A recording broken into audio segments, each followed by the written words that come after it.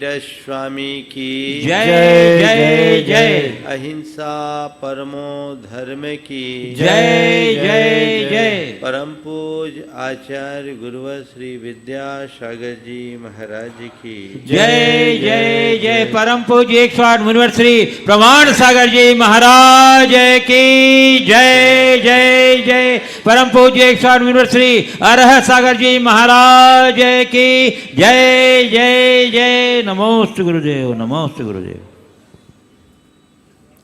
एक बार एक युवक ने पूछा, जब चारों ओर घोर अंधेरा हो, हाथ पर हाथ न सूझता हो, प्रकाश की कोई संभावना न हो तो क्या करूं?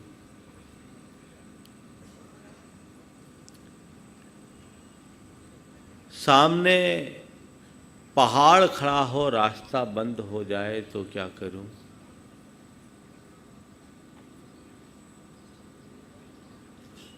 जब मन पूरी तरह से टूटने लगे तो क्या करूं? जब ऊपर आकाश से घटा टोप वर्षा हो रही हो और सिर पर छत्ता न हो तो क्या करूं? कुल मिलाकर उसके प्रश्न का सार केवल इतना था कि जब चारों ओर विपरीत परिस्थितियां हों तो क्या करूं? मैंने उनसे कहा कि ये बताओ, जब किसी रास्ते पे जा रहे हो और अचानक रास्ते में पहाड़ आ जाए तो क्या करते हो? गाड़ी को पहाड़ से टकराते हो? बोला नहीं। रिवर्स होना पसंद करोगे? बोला नहीं। बोले क्या करोगे? बोला डायवर्सन ढूंढेंगे। डायवर्सन ढूंढेंगे। तो मैंने केवल उसे इतना ही कहा कि जब भी तुम्हारे सामने विपरीत परिस्थिति का पहाड़ खड़ा हो, घबराओ मत, डायवर्सन ढूंढो, रास्ता मिलेगा और तुम पहाड़ को भी पार करने में समर्थ हो जाओगे।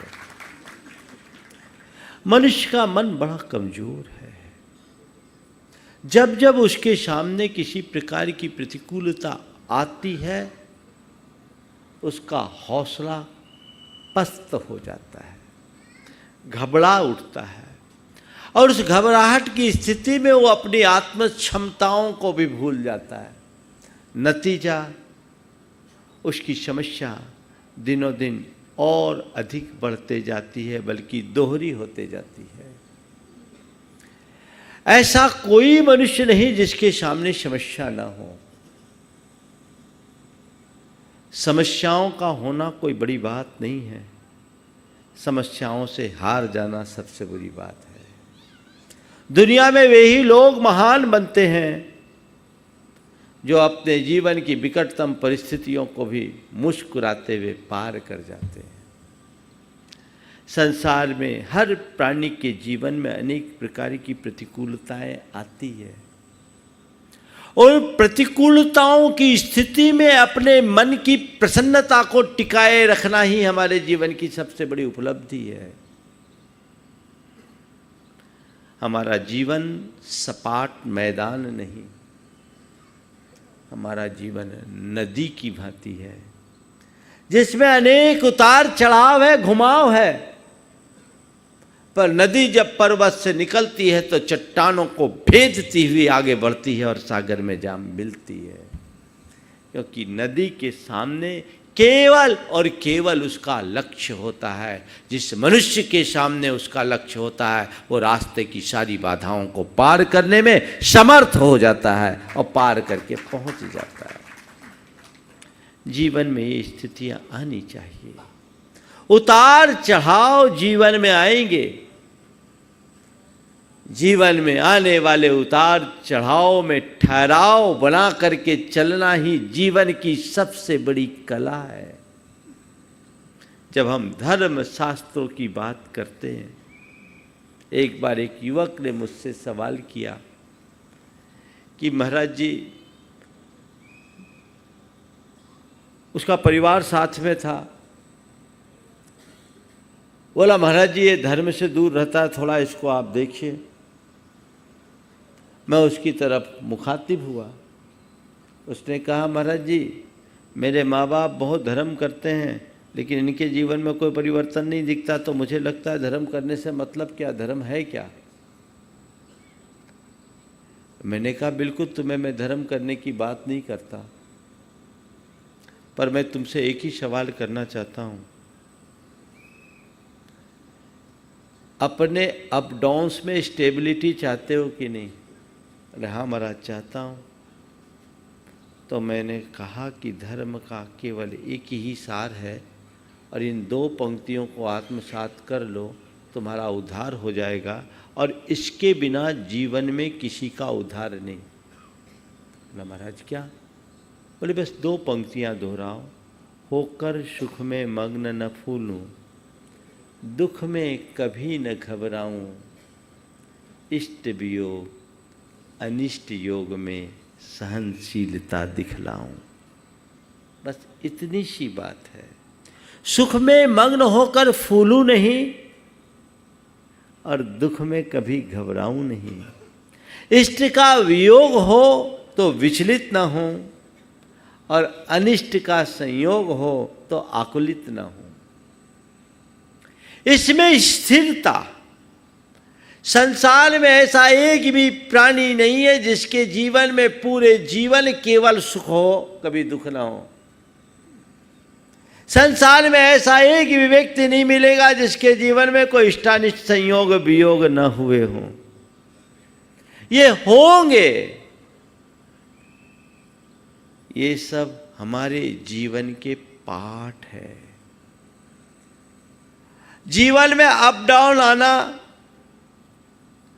पार्ट ऑफ लाइफ है और इसमें स्टेबल बने रहना आर्ट ऑफ लाइफ है। बस वो आर्ट हमारे अंदर डेवलप होनी चाहिए, वो कला हमारे भीतर विकसित होनी चाहिए। धर्म का मूल मकसद यही है। हम लोगों की एक बड़ी कमी हुई कि हमने धर्म को केवल उपासना तक सीमित रखा और वह केवल क्रियाओं के रूप में। हमने धर्म को एक प्रक्रिया की तरह अपनाया और वो रूटीन बन गया, जिसे आज के शब्दों में कहें तो एक प्रकार का कर्म कांड बनकर रह गया। जबकि धर्म का वास्तविक स्वरूप जीवन का रूपांतरण है। वो प्रक्रिया नहीं, प्रयोग है, और ये तभी होगा जब हम धर्म के आध्यात्मिक पक्ष को आत्मसात कर सके। यदि वो आध्यात्मिक पक्ष हमारे जीवन में घटित हो जाता है तो हमसे समर्थ दूसरा कोई इंसान नहीं होगा। आज लोग उसे समर्थ मानते हैं जिसके पास सत्ता है, जिसके पास शक्ति है, जिसके पास संपदा है। संत कहते ये सब बेकार की बात है। ऐसे लोग ऊपर से समर्थ है, भीतर से बड़े कमज़ोर। दुनिया में एक बार एक युवक ने मुझे बताया, ऐसे 10 लोगों की लिस्ट दी जिनने आत्महत्या करके अपना जीवन समाप्त किया, जो कभी दुनिया के सर्वश्रेष्ठ लोगों में होते थे, सबसे धनी लोगों में होते थे। बाहर से समर्थ और भीतर से कमजोर लोग समर्थ नहीं। सच्चे अर्थों में समर्थ वही मनुष्य है जो हर स्थिति में अपनी प्रसन्नता को टिकाने में समर्थ है। और ये सामर्थ्य केवल धर्म और अध्यात्म के बलबूते ही घटित हो सकती है। भारत की संस्कृति की यही विशेषता है जो हमें पाठ पढ़ाती है कि जीवन के झंझावातों में भी अपनी स्थिरता बना करके चलो, घबराओ मत। तुम्हारे जीवन में बहुत जटिलतम परिस्थितियां होती है। लोग मेरे पास आते, अपना अपना दुखड़ा रोना रोते। हर आदमी के सामने कोई ना कोई समस्या है और ये अपेक्षा लेकर आते हैं कि महाराज कोई मंत्र दे देंगे तो हमारा संकट टल जाएगा। सच में अगर हमारे पास ऐसा कोई मंत्र होता ना तो हम दोनों हाथों से लुटाते, खुले दिल से तुम्हें बांटते। पर एक बात ध्यान रखना, तुम्हारी समस्याओं का निदान किसी मंत्र से नहीं होगा। ऐसा कोई मंत्र हमारे पास है ही नहीं और हमारे गुरु ने हमें सिखाया ही नहीं कि मैं तुम्हें कोई मंत्र दे दूं और तुम्हारी परिस्थितियां बदल जाए। न भूतो न भविष्यति। और जो लोग इन बातों पर ज़्यादा भरोसा करते वे सब ठगे जाते हैं। पर हाँ, मंत्र का एक अर्थ रहस्य होता है। मेरे पास एक मंत्र है जिसे आत्मसात कर लो तो चाहे कितनी भी बड़ी समस्या हो वो तुम पर हावी नहीं होगी, ये जरूर बता सकता हूं। समस्याओं को टालने की क्षमता किसी के पास नहीं है, पर समस्याओं में अपने आप को संभालने की क्षमता तुम जरूर विकसित कर सकते हो। आज मैं कुछ सूत्र आप सबको देना चाहता हूं कि विपरीत परिस्थितियों में अपने आप को हम कैसे स्थिर बनाएं। तुम्हारी परिस्थिति को बदलना मेरे बस की नहीं, पर कैसी भी परिस्थिति है उसमें टिके रहना अपने हाथ की बात है। 4 बातें आज आप सबके संबंध आज सबके से कहूँगा। सबसे पहली बात, दृष्टिकोण का परिवर्तन। चाहे जैसी परिस्थिति हो उनको देखने का ढंग बदल दो। दृष्टि के बदलते ही सृष्टि बदल जाती है। एटीट्यूड चेंज कर लो। आपके मन में तनाव, चिंता, हताशा, अवसाद कब आते हैं? जब कोई विकट परिस्थिति होती है और मन उसे स्वीकार नहीं करता। मन कुछ चाहता है, बाहर कुछ होता है। जो चाहते हैं वो सब नहीं हो पाता, मन अंदर से उद्वेलित हो उठता है। लेकिन उस घड़ी आपके भीतर आध्यात्मिक दृष्टि हो और आपने उस घटना को स्वीकार कर लिया, उस प्रसंग और परिस्थिति को स्वीकार कर लिया, तो वो आपके लिए सहज होती है। एक बार एक सज्जन मेरे पास आए जो कभी बहुत बड़े उद्योगपति हुआ करते थे। 500 करोड़ के धनी। संयोग ऐसा हुआ कि उनने कुछ ओवर एस्टिमेट काम किया। भारत से बाहर कई देशों में उन्होंने कई बड़ी बड़ी कंपनियों के साथ और सरकारों के साथ अपना कारोबार जोड़ा। 1200 करोड़ रुपया बैंक से कर्जा ले लिया। कुछ तकनीकी खामियां हुई। ओवर एस्टिमेट काम करने का नतीजा कभी अच्छा नहीं होता। हमारे धर्म शास्त्रों में इसका साफ निषेध है। और आप सबसे भी मैं कहता हूँ, हालांकि आज का वो संदर्भ नहीं है इसलिए विस्तार से नहीं, पर इतना जरूर कहूँगा, अपने जीवन में सारी ज़िंदगी सुख की रोटी खाना चाहते हो तो ओवर एस्टिमेट काम मत करना। कम कमा के ज़्यादा सुखी रहोगे, ज़्यादा कमाने के चक्कर में पास का भी खो दोगे। यही स्थिति उस व्यक्ति के साथ हुई। 500 करोड़ का धनी आदमी सड़क पर आ गया। बैंकों से एनपीए हुआ, बाजार का देना हुआ, कुछ केसेस ऐसे हो गए, सरकार की नीतियां बदल गई, व्यक्ति की हालत खराब हो गई। आप सोच सकते हैं जिस व्यक्ति के जीवन में इतना बड़ा आघात हो उसकी मनस्थिति क्या हो सकती।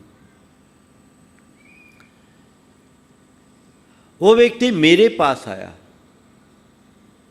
जुड़ा हुआ तो था ही, और 5 सालों से जिस द्वंद्व में था वो सूचनाएं मेरे कानों में थी। मेरे पास आया, चेहरा एकदम मुरझाया हुआ, अपनी बात की, परिस्थितियां जटिल थी। मैंने कहा भैया तुम्हारी परिस्थिति को बदलने की सामर्थ्य तो मेरे पास नहीं है, पर यदि तुम चाहो तो तुम्हारे दिमाग का बोझ मैं अभी उतार सकता हूं। तुम्हारी परिस्थिति को बदलने की सामर्थ्य मेरे पास नहीं है, मेरे पास ऐसी कोई शक्ति नहीं है जिसके बल पर तुम्हारी सारी परिस्थिति को मैं बदल दूं, पर तुम चाहो तो तुम्हारे दिमाग का बोझ मैं उतार सकता हूं। वो आदमी एकदम हार चुका था। उसने अपनी बातों में यह भी कहा कि कभी कभी तो मन होता है कि आत्महत्या कर लूं, पर मैंने उसे समझाया कि ये बताओ, जब तुमने अपना कारोबार शुरू किया था तो तुम्हारी स्थिति क्या थी? उसका बैकग्राउंड मुझे पता था। उसने कहा, महाराज मैं अपने गांव से 500 रुपया लेकर आया था। 500 रुपये से मैंने अपनी कमाई कैरियर की शुरुआत की थी। तो मैंने कहा, तुम्हारी वास्तविकता बस इतनी है, इसे मान के चलो। तुम्हें क्या करना, सब खो गया। जो कमाया था वो भी तुम्हारा नहीं, और जो खोया वो भी तुम्हारा नहीं। इस बात को लेकर अब ज्यादा व्याकुल चित्त होने से काम नहीं होगा। तुमने गलत नीति अपनाई, गलत पॉलिसी अडॉप्ट की, उसका नतीजा ये हो गया कि आज तुम्हारे ऊपर इतना कर्ज है। अब इसे स्वीकार करो, सोचो कि मेरे जीवन में यही संयोग था। इन सब बातों को भूल जाओ। जो भी लेनदार है उन सब के सामने बोलो, भाई हमारी जो संपत्ति उनके माध्यम से आपको जो लेना है लो, बैंकों को जो करना है करो, करने दो। भूल जाओ कि मेरी कुछ संपत्ति थी। तुम्हें अब अपने भविष्य के लिए चिंता करने की ज़रूरत नहीं। तुम्हारे दोनों बेटे पढ़े लिखे हैं, चार्टर्ड अकाउंटेंट हैं, चिंता करने की क्या बात। कुछ भी नहीं होगा तो वो तुम्हारा और अपना पेट तो भर ही लेंगे। ना कुछ तुम लेकर आए न लेकर जाओगे, फिर किसकी चिंता करना। मैंने उन्हें 5-10 मिनट मोटिवेट किया। देखते ही देखते उस व्यक्ति का चेहरा खिल गया। और उस व्यक्ति ने एक बात कही कि महाराज मैं कई संतों के पास गया, पर आज आप पहले संत हो जिन्होंने मुझे इस तरीके से मोटिवेट करके मेरा मनोबल बढ़ाया है। महाराज अब मुझे शक्ति मिल गई है, मैं अब इसे जूझूंगा। मैंने कहा, सामना करो, इसे एक चुनौती के रूप में देखो और अपनी कुशलता से इसे एक उपलब्धि में बदलो। मैंने उस व्यक्ति को कई उदाहरण दिए जिनमें से कई लोग ऐसे थे जो शिखर से सतह पर आकर वापस शिखर पर चढ़े। उनमें से एक व्यक्ति उनके परिचय में भी थे। हम बोले, हारते क्यों? हिम्मत हारना ही सबसे बड़ी हार है। हार करके जीता जाता है। तुमने पाया, खोया, फिर पा सकते हो। जो पाया वह तुम्हारा नहीं था और जो खोया वह भी तुम्हारा नहीं होगा। ये तो संसार का चक्र है, चलता रहता है, चलता रहेगा। उस व्यक्ति के मन में बड़ी शांति और सुकून हुई। परिस्थितियां नहीं बदली, परिस्थिति के प्रति उस व्यक्ति की दृष्टि बदल गई। उसने कहा, ठीक है अब मैं जीऊंगा। उनकी जिजीविषा जाग गई। और ये घटना 2014 की है, आज 2021 है। इन 7 सालों में वो व्यक्ति वापस अपने एक छोटे से उद्योग की शुरुआत कर बैठा है और आगे बढ़ रहा है, बहुत तेजी से ग्रोथ कर रहा है। खो करके भी पाया जा सकता है। दृष्टि बदलो, सब कुछ बदल जाएगा।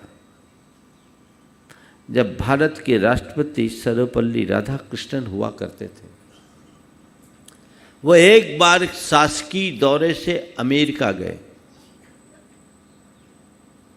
उन दिनों अमेरिका के राष्ट्रपति कैनेडी साहब थे। अचानक मौसम बिगड़ जाने के कारण उनका जो विमान था निर्धारित स्थान से पहले उतारा गया। वहां से वे सीधे सड़क मार्ग से व्हाइट हाउस पहुंचे। अमेरिका के राष्ट्रपति ने उनके सम्मान में भाव व्यक्त करते हुए कहा कि परिस्थितियों के अनुकूल न रहने के कारण हम आपका समुचित सम्मान नहीं कर पाए, इसका हमें खेद है।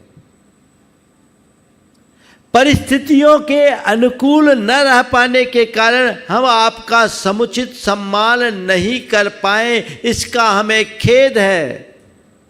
डॉक्टर राधा कृष्णन जी ने जो बात कही वो बहुत ध्यान देने की है। उन्होंने कहा, never mind mister president, we can not change the event but certainly change our attitude towards them. राष्ट्रपति महोदय, आप खेद ना करें, हम परिस्थितियों को भले नहीं बदल सकते पर उनके प्रति अपना दृष्टिकोण जरूर बदल सकते हैं। बस ये सूत्र आत्मसात कर लीजिए। परिस्थिति तुम्हारे हाथ में नहीं है, मनस्थिति तुम्हारी है, मनस्थिति तुम्हारे हाथ में है। अपनी मनस्थिति को बदलना सीखिए। परिस्थिति नहीं, मनस्थिति बदले। ये बहुत काम का सूत्र है। केवल परिस्थितियों का रोना रोने से क्या होगा? कुछ भी नहीं होगा। मनस्थिति बदले। दूसरी बात, सकारात्मक सोचे। चाहे जैसी जटिल परिस्थिति क्यों ना हो, सोच सकारात्मक रखें और सकारात्मक दिशा में आगे बढ़े। मनुष्य के सामने जब विषमताएं आती है तो प्रायः उसकी सोच नकारात्मक बन जाती है। उस नकारात्मकता के कारण वो व्यक्ति अपना बड़ा नुकसान कर लेता है। सबसे बड़ा नुकसान तो उसका आत्मविश्वास खंडित होता है, और जिस व्यक्ति का आत्मविश्वास खंडित होगा वो जीवन में कुछ नहीं कर पाएगा। मैं दो प्रसंग आपको बताता हूं। व्यक्ति के अंदर अगर सकारात्मकता होती है तो वो अपनी परिस्थितियों से कैसे उबरता है, और नकारात्मकता हावी हो जाने से व्यक्ति अपनी परिस्थितियों को किस कदर जटिल बनाता है। मेरे संपर्क में एक भाई है, बड़े भाई ने उसे धोखा दिया, सारी संपत्ति हथिया ली। एक समय वो अपने बड़े भाई को भगवान की तरह पूजता था।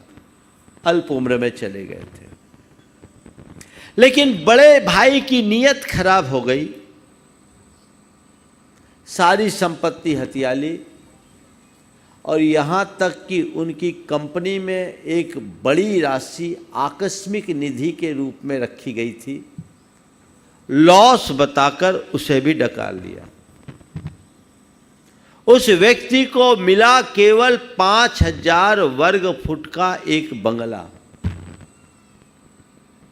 इस घटना से सब लोग बड़े हतप्रभ हुए। मुझसे जुड़ा हुआ था, खबर मेरे पास आई। वह अपनी धर्मपत्नी के साथ मेरे पास आया। उसके साथ उसका एक मित्र भी था। आते ही मित्र ने कहा, महाराज इनके साथ बड़ा धोखा हुआ, बड़ा धोखा हुआ। वो व्यक्ति अपनी बात पूरी नहीं कर पाया, उसकी बात को बीच में ही काटते हुए उसने कहा, महाराज धोखा नहीं हुआ, मेरे सामने एक चुनौती आई। धोखा नहीं, चुनौती है। मैंने उससे बातचीत में कहा, क्या हुआ? बोला, महाराज जी छोड़िए, भैया के मन में जो भी आया हो, मैं तो यही सोचता हूँ कि मैं भैया का किसी जन्म में कोई कर्जदार रहा होऊंगा, वो हिसाब पूरा हो गया, मेरा अकाउंट सेटल हो रहा है। सोच, अकाउंट सेटल हो रहा है। और उसने कहा, महाराज मैं भैया का बड़ा आभारी हूँ, कम से कम एक मकान तो दिया, यदि ये भी नहीं होता तो मैं सड़क पर आ जाता। महाराज जी आप लोग ही बताते हो कि कर्मों का खेल विचित्र है। राजा को रंक और रंक को राजा बनते देर नहीं लगती। और महाराज जी, हमने तो आप लोगों से यही सीखा है कि जब ये शरीर भी मेरा नहीं है तो धन संपत्ति से क्या मोह। उसके मित्र ने बोला, महाराज जी मैंने इससे कहा था तू अपने भैया पर केस कर दे। तो इन्होंने कहा कि जिस भाई को मैंने भगवान की तरह सम्मान दिया, पूजा, चंद पैसों के पीछे उसके प्रति केस करने से अच्छा तो मैं मर जाना पसंद करूंगा। ये सोच। उसने कहा, महाराज मैं इसलिए नहीं आया हूं कि आपको अपनी व्यथा कहूं, मैं तो केवल इसलिए आया हूं, उसके साथ उसकी धर्मपत्नी भी थी, कि महाराज आप आशीर्वाद दें, आज से हम अपनी नई गिनती शुरू करेंगे। आप आशीर्वाद दें, आज से हम अपनी नई गिनती शुरू करेंगे। मैंने आशीर्वाद दिया। हमने कहा ऐसी सोच के धनी व्यक्ति को ज़्यादा कुछ कहने की जरूरत नहीं। और मैंने उससे कहा, घबराओ मत, तुम्हारी सोच सकारात्मक है, तुम पक्के तौर पर समुन्नति करोगे। उस व्यक्ति के पास हुनर था, गुडविल भी थी। हुनर था, गुडविल थी। उसके कुछ मित्र उसके साथ आए। उसने एक रियल एस्टेट की कंपनी बनाई। घटना 2002 की है और 2004 से 7 में जो रियल एस्टेट में बूम आया, वो आदमी आज अरबों का अधिपति बन गया है। ये सकारात्मकता का परिणाम है। अगर सोच सकारात्मक होगी तो न केवल विपत्तियों को सहने में समर्थ होगे, अपितु विपत्ति को संपत्ति में बदलने में भी समर्थ हो जाओगे। सोच बदलिए, आगे बढ़िए।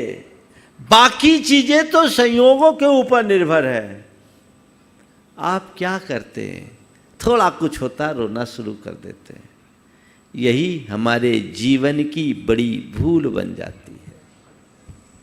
और एक दूसरा व्यक्ति, जिनके भाइयों में हिस्सा बांट हुआ, बराबरी का बटा, लेकिन बड़ा था, मैं पहले से काम कर रहा हूँ, मेरे 3 बेटे, मेरा हिस्सा ज़्यादा होना चाहिए। वो चाहता था 60% मुझे मिले, 40% दूसरे को। 50-50 का हिस्सा हुआ, 10% का अंतर था। आपस में केस मुकदमा चालू। उनकी एक ज्वाइंट में कोल्ड स्टोरेज था, 25 साल से कोल्ड स्टोरेज बंद। उस कोल्ड स्टोरेज में जब मुझे बताया, बोला महाराज जी आज की तारीख में इस स्तर के कोल्ड स्टोरेज में कम से कम साल में 20 लाख का प्रॉफिट होता। बड़ा कोल्ड स्टोरेज था। और महाराज जी वो प्रॉपर्टी इतनी बड़ी हो गई कि आज कम से कम 40 करोड़ की कीमत उसकी आएगी। लेकिन आपस में लड़ाई के चक्कर में दोनों इस कदर उलझे कि उनका धंधा भी बंद हो गया, संबंध भी खराब, दोनों की नींद हराम। मैं आप सबसे ये कहना चाहता हूं, चाहे किसी भी प्रकार की विपत्ति हो, विसंगति हो, विषमता हो, सोच को सकारात्मक बना करके चलो। पॉजिटिव वे में देखो, बदलाव आएगा। मजबूत बनो। तीसरी बात, धीरज रखना सीखे। लोग बहुत जल्दी अधीर हो जाते हैं। थोड़ा सा कुछ प्रतिकूल घटा, अधीर, उतावले। अधीरता और उतावलेपन में उद्विग्नता होती है और उद्विग्नता से नकारात्मकता बढ़ती है। व्यक्ति की आत्म क्षमताएं कुंठित हो जाती है। ठीक है, आज परिस्थिति तुम्हारी बिगड़ी है, तो भैया दिन के बाद रात होने पर, प्रभात होने तक की प्रतीक्षा का धैर्य तो तुम्हारे मन में होना चाहिए ना। दिन था, उजाला था, अब अंधेरा हो गया, सूरज ढल गया, रोने से क्या होगा? सूरज ढला है इसका मतलब ये तो नहीं कि अब दोबारा कभी सूरज नहीं उगेगा। दुनिया के किसी कोने में ऐसा हुआ है क्या कि सूरज ढला तो ढला ही रह गया है? नहीं है ना। सूरज ढलता है तो तुम सोचते हो चलो फिर सुबह होगी, ये सोचते हो कि नहीं? और सुबह होने तक धैर्य रखते हो? बस मैं आप सबसे कहता हूं, तुम्हारी परिस्थितियों का सूरज ढल जाए, कितना भी सघन अंधकार हो, धैर्य रखो, घबराओ मत। एक सूत्र आत्मसात करो, रात लंबी हो सकती है पर शाश्वत नहीं। रात लंबी हो सकती है पर शाश्वत नहीं। रात के बाद प्रभात होगा।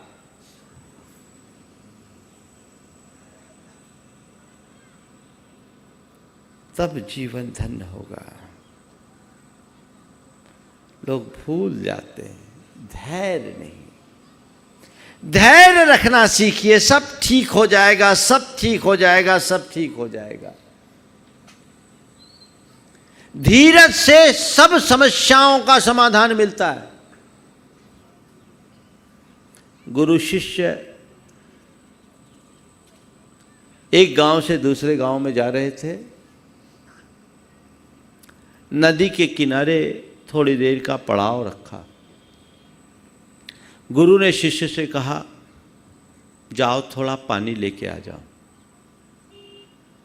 शिष्य नदी तट में गया तो इसी बीच एक बैलगाड़ी गुजरी।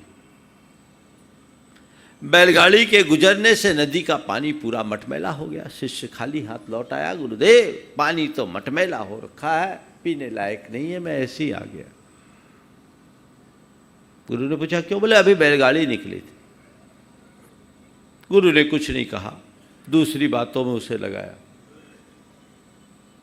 20 मिनट के बाद उसे कहा जाओ पानी ले आओ। बोले गुरुदेव मैं देख के तो आया, पानी मटमैला था। बोले बेटे जा, पानी साफ हो गया होगा। गया तो पानी साफ। शिष्य पानी भर लाया, लेकिन मन में आश्चर्य, गुरु ने कौन सा जादू कर दिया। मैं जब गया था तो पानी मटमैला था और देखते ही देखते पानी एकदम साफ स्वच्छ हो गया। गुरुदेव ये पानी साफ स्वच्छ कैसे हो गया? बोला तू ये नहीं जानता, जब तू निकला था तो बैलगाड़ी निकली इसलिए वहाँ का पानी गंदा हो गया, लेकिन इस बीच समय निकला वहाँ इतना साफ पानी आया कि सारी गंदगी बह गई, अब पानी साफ हो गया। बस मैं आप सबसे इतना ही कहता हूँ, जब भी तुम्हारे जीवन में समस्या की बैलगाड़ी गुजरे, तुम्हारे जीवन की नदी में जब कोई समस्या की बैलगाड़ी गुजरे, घबराओ मत, थोड़ा समय टाल दो, पानी साफ हो जाएगा, स्वच्छ हो जाएगा, स्वच्छ हो जाएगा। रात को कोसने की जगह प्रभात की प्रतीक्षा करना सीखो। बिछड़ा मन का बिछड़ा मन का मीत, प्रीत के उनमें व्यथा बहुत है। नैनों के नीरव चितवन में प्रिय की कथा बहुत है। मत हो सांस अधीर, दोबारा कोई और मिलेगा, यह जीवन तो नीर किनारा कोई और मिलेगा। यह पतझड़ की शाम अकेला फूल उदास बहुत है। यह पतझड़ की शाम अकेला फूल उदास बहुत है। नैनों के नीरव चितवन में प्रिय की कथा बहुत है। यह पतझड़ की शाम अकेला फूल उदास बहुत है। नैनों के नीरव चितवन में प्रिय की कथा बहुत है। मत रो मृदुल समीर, दोबारा कोई और खिलेगा, यह जीवन तो नीर किनारा कोई और मिलेगा।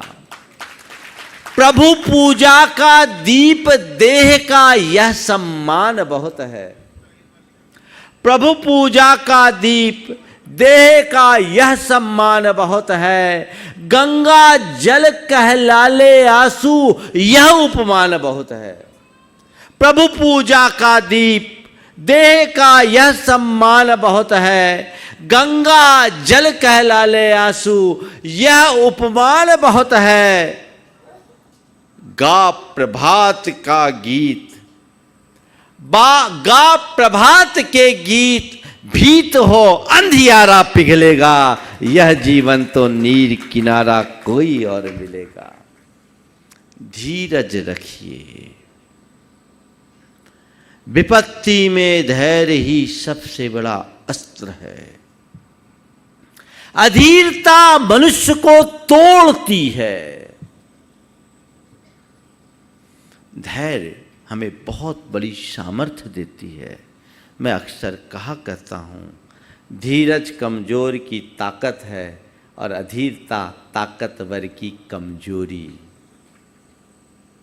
गहराई से समझो, धीरज कमजोर की ताकत है और अधीरता ताकतवर की कमजोरी। धीरज के बल पर कमजोर भी सबल हो जाता है और अधीरता के कारण सबल भी कमजोर पड़ जाता है।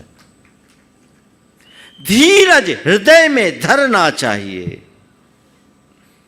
चीजें अपने आप बदल जाएगी, सब कुछ परिवर्तित हो। लेकिन आजकल देखने में आता है, रंच मात्र धैर्य नहीं, इंस्टेंट है ना, तो बड़ा गड़बड़ होता है। पति आया, पत्नी से कहा भोजन परोसो,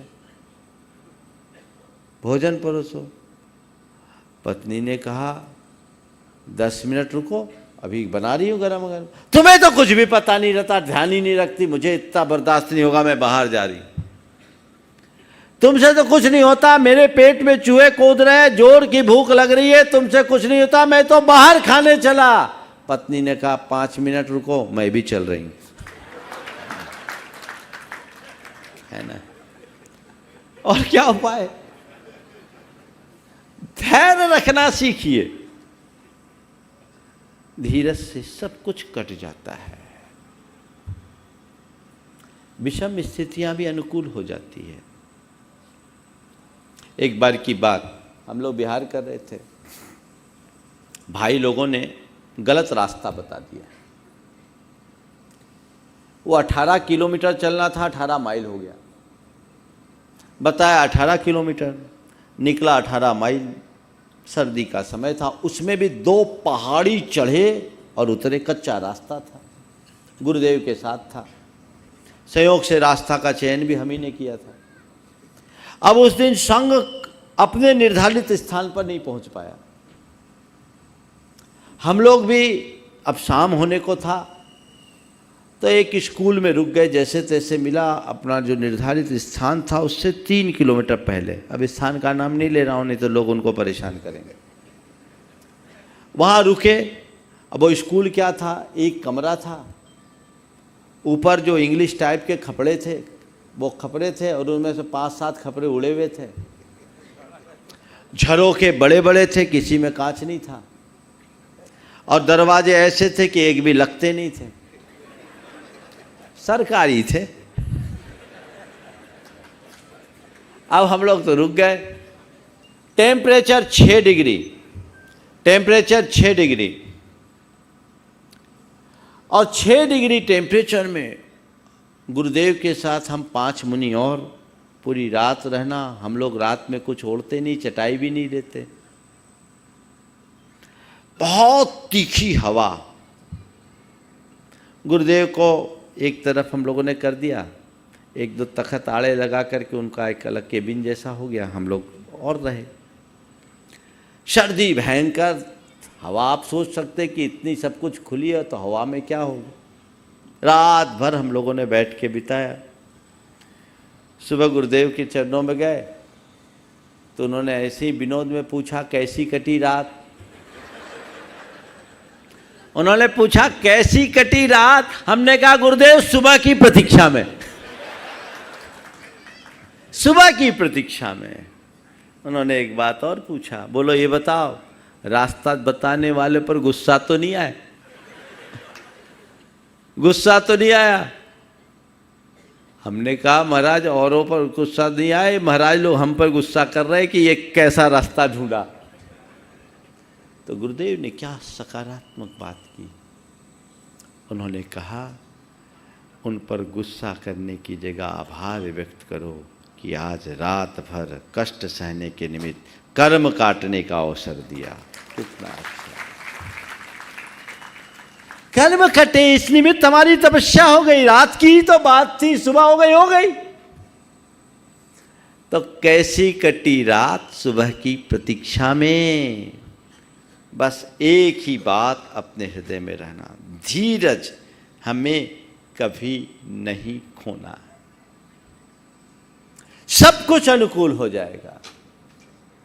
हर नंबर 4, आशावादी बनके जिए, आस न छोड़े। लोग तुरंत हताश हो जाते हैं, कुछ भी हो गया अम्लान मुख, अब क्या होगा, कुछ बचा ही नहीं। आशा मत छोड़े। आज नहीं कल हम निश्चित होंगे सफल। अनेक बार की विफलताओं के बाद भी सफलता मिलती है। दिन बहुरेंगे, दिन सुधरेंगे, जीवन की स्थितियां बदलेगी, इसमें कोई संशय नहीं। यह दृष्टिकोण होना चाहिए। अब्राहम लिंकन का नाम आप लोगों ने सुना होगा। उस व्यक्ति के जीवन में लगातार 19 विफलताएं आई। लेजिस्लेचर के इलेक्शन से लेकर 22 प्रेसिडेंट तक के इलेक्शन में उन्होंने निरंतर हार का सामना किया। इस बीच उन्हें व्यापार में बड़ा नुकसान हुआ, पत्नी की मृत्यु हुई, वे स्वयं दुर्घटनाग्रस्त हुए, लेकिन हिम्मत नहीं हारे। हिम्मत नहीं हारे, लगे रहे, लगे रहे, लगे रहे। अंत क्या हुआ? 20वीं बार में सीधे प्रेसिडेंट ऑफ अमेरिका बन गए। है ना ये प्रयास? लोग थोड़े से प्रयास में हार जाते हैं।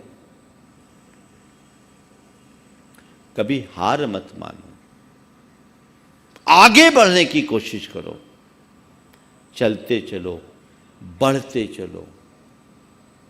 आज नहीं कल होगा, सब ठीक होगा, सब ठीक होगा, सब ठीक होगा। सुधर जाएगा, सुधर जाएगा, सुधर जाएगा। मेरे संपर्क में एक व्यक्ति है,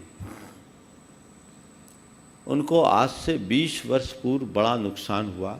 नुकसान क्या हुआ? उनके बेटे ने MCX में लंबा चौड़ा इन्वेस्टमेंट करके नुकसान दे दिया। वो नुकसान उस व्यक्ति के लिए बहुत बड़ा नुकसान था। उसमें उनकी सारी संपत्ति समाप्त हो गई। उस व्यक्ति के पास कुछ भी नहीं बचा। एक किराए के मकान में रहने लगा, सब खो गया। लेकिन वो व्यक्ति एक ही बात सोचता था, आज नहीं कल सब ठीक होगा।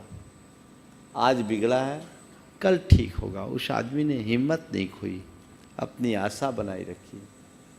एक अच्छा बड़ा कारोबारी दूसरों की खाता बही करना शुरू किया। परिस्थितियां क्या नहीं कराती। और ये भी बात सही है, जब दिन गर्दिश के आते हैं तो सगे भी पीछे हो जाते हैं। लेकिन उस व्यक्ति की सबसे बड़ी बात जो एक मिसाल के रूप में उसने उपस्थित किया, आस नहीं छोड़ी। तो ठीक है महाराज जी, आज बिगड़ा कल ठीक होगा, आज बिगड़ा कल ठीक होगा। और इस बीच उस व्यक्ति ने अपने पोते को अच्छे से पढ़ाया। पेट काट काट करके पोते को पढ़ाया। पोता IIT किया, IIM किया, और उस व्यक्ति का 1 करोड़ के पैकेज में जॉब लग गया।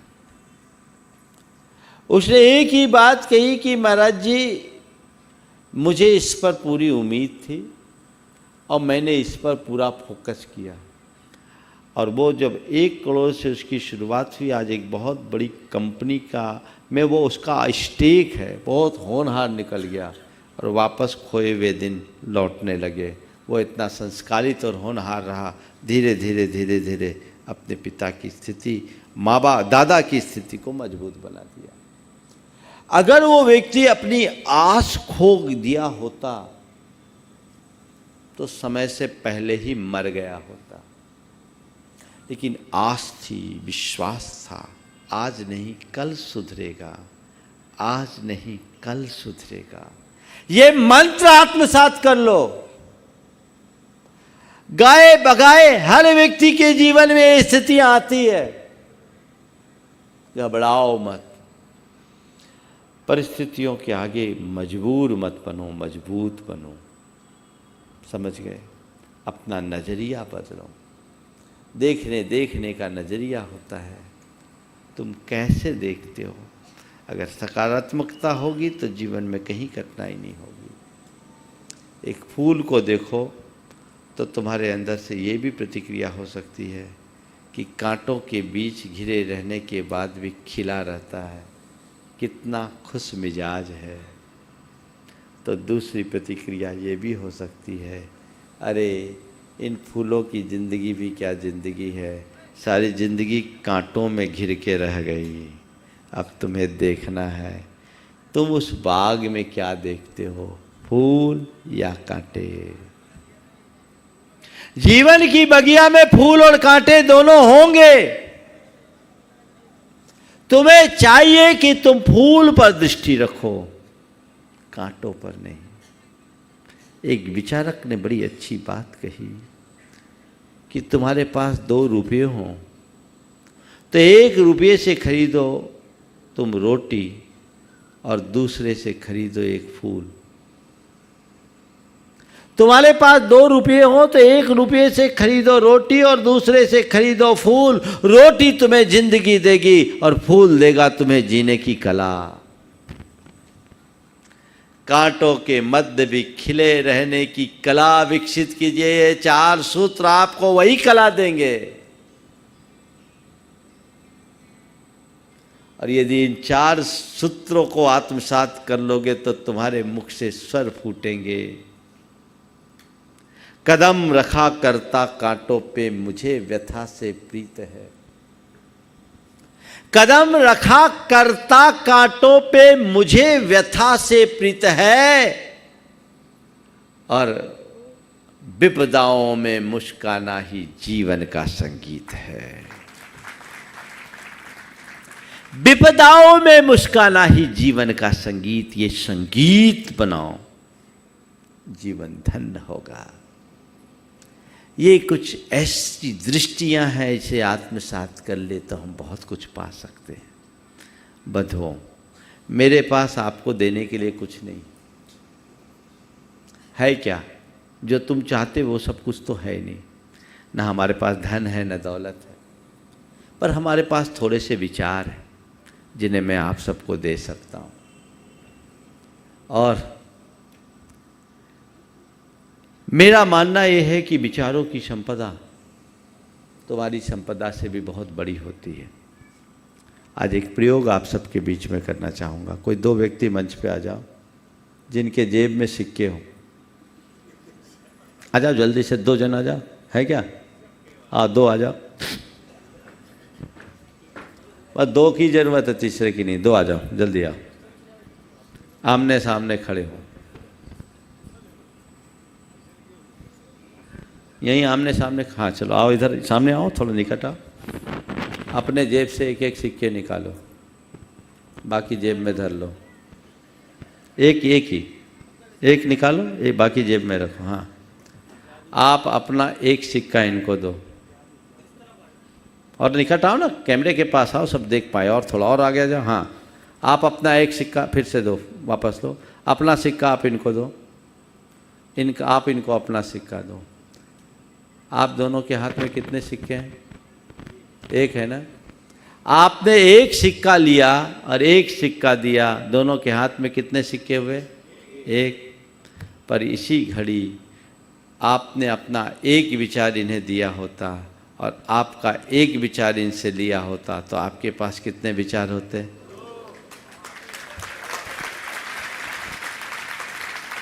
बस यही विचारों की संपत्ति है जो मैं तुम्हें लुटाने आया हूं। जितना लूट सकते हो लूट लो। अपने आप को भरिए हुए विचार ही तुम्हारे जीवन को मजबूती देंगे। इन्हीं के बल पर अपने जीवन का उद्धार कर पाओगे। ध्यान रखना, तुम्हारे जीवन में घटित होने वाली समस्याएं तुम्हारी है, तुमसे ही उत्पन्न हुई है, तो उसका समाधान भी तुम्हें ही प्रकट करना होगा। किसी की कृपा से तुम्हारी समस्याएं नहीं सुधर सकती।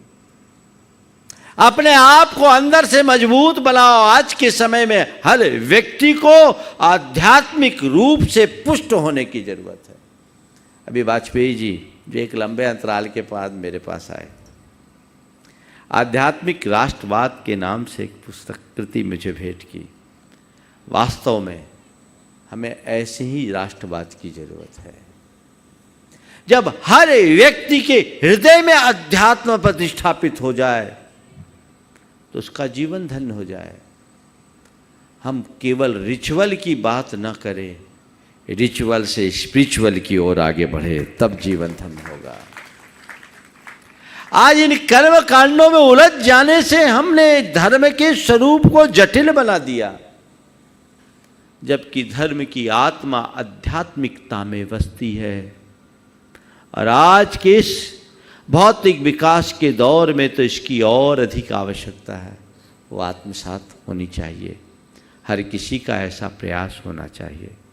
वो प्रयास हम सब करेंगे, हमारा जीवन धन्य होगा। बंधुओं, अभी गौशाला की बात आप सबके बीच की गई। जब मैं यहाँ आया था तो पहला पड़ाव गौशाला में ही हुआ। मैंने गौशाला की दशा देखी। मैंने कहा इस गौशाला में संभावनाएं बहुत है। भूमि की कमी है, उसकी भूमिका बन गई, उसका विस्तार होना चाहिए।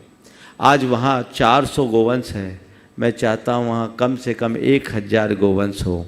कहते हैं जहाँ 1000 गोवंश होता उसे गोकुल कहा जाता है। जिस दिन सतना की गौशाला में 1000 गोवंश होगा, सतना भी गोकुल बन जाएगा। और सतना को गोकुल और वृंदावन बनाना चाहते हो तो आपको आगे आना होगा। सर्व समाज को इसमें आगे आना चाहिए। और जैसी बात की गई, एक एक दिन के गोग्रास का योगदान हर व्यक्ति को देना चाहिए। आप अपने जन्मदिन में अन्य मांगलिक कार्यों में एक दिन के लिए गौशाला को अपना योगदान जरूर दें। मैंने पहले भी बताया था जब गौशाला में था। ऐसी व्यवस्था करें कि जो आपने 5100 की राशि दी है वो 5100 की राशि दे। आपके पास सूचना हो, आप परिवार के साथ वहां गौशाला में जाएं, अपने हाथ से गोग्रास गायों को खिलाएं। वहां चारा रहे, हरा चारा रहे, थोड़ा गुड़ रहे, और परिवार के साथ वहां जाएं। आपको गौशाला कमेटी उनके नाश्ता पानी का प्रबंध करे और वहां से वो एक प्रकार का जन्मदिन या अन्य मांगलिक उत्सव मना कर आए। तो ये मान करके चलना, तुम्हारे जीवन में महान आशीर्वाद घटित होगा। वो सातिशय पुण्य के बंध का कारण होगा। ऐसा निमित्त होना चाहिए। उस दिन गौशाला में चर्चा आई, 2 दिन से बात इतनी व्यस्तता में लोग भूल गए। कल मुझे ख्याल आया, हमने कहा भैया गैयों को भूलोगे तो कहीं के नहीं रहोगे, उन्हें तो याद रखना ही चाहिए। ये 365 नाम कल सुबह तक हो जाना चाहिए। समझ गए?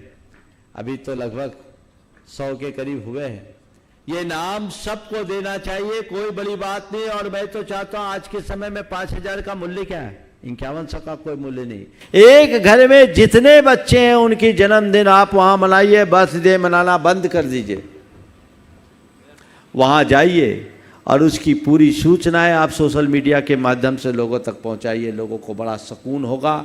सभी व्यक्ति को ऐसे कार्यों में योगदान देना चाहिए। सभी दुकानदारों को भी इस दिशा में आना चाहिए, प्रेरित करना चाहिए। ये एक अच्छी परिपाटी होगी और इसका लाभ आप सबको मिलेगा। जो लोग आगे आए हैं उन सबको हमारा आशीर्वाद। कुछ नाम और आए हैं, ये भी घोषित होंगे।